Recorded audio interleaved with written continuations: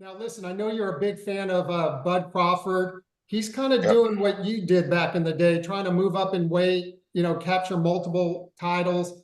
He's been talking about Canelo for some time. It seems like he's trying to hold out for that fight. Yep. Well, I know you like Crawford, but how would he fare against a guy like Canelo? You can't say no to Crawford till somebody beat him. It was the same with me. You can't say no to me till somebody beat me. And as you saw, as long as I was cool until I pulled the weight off me, wasn't nobody gonna beat me. So as long as I was able to put weight on, wasn't nobody gonna beat me. As long as he putting weight on, ain't nobody gonna beat him. Now they strip him back down to 47 or 40, they might have a chance because that takes way more from you than going up in weight. But as long as he goes up, the sky's the limit for Bud. So I mean, Canelo's a tough cookie to crack. Don't get it wrong. And I'm not saying he's gonna beat Canelo, but Canelo gonna have to beat him. You know what I'm saying? So it's like he ain't gotta beat Canelo. Canelo gotta beat him. Watching Crawford against Madronov, a lot of people were surprised probably because they'd never heard of Madronov. But were you surprised on how that fight went down? Was not surprised at all. You got to remember, Madridov, how you say his name, is one of these guys who has an exceptional amateur background. These guys from Uzbekistan are some of the best fighters in the world today.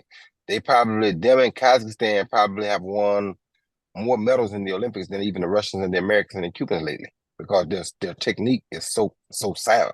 So when you see a guy come from that block of the world, you have to know these guys aren't any joke. This guy was only like 10-0 at the time, and he Right. gave Bud, look how much trouble he gave Bud at 10-0 as a pro. So you got to remember, these are the Lomachenko type guys now. It's not normal. Yeah. And based on that, that's why I wanted to talk to you, Roy, because you have such a different perspective than most people. After that fight, everyone's like, "Oh, forget about Canelo. Bud has no shot." But hearing what you said, you still have hopes if you were to get in front of Canelo. He still has a shot because he still has been.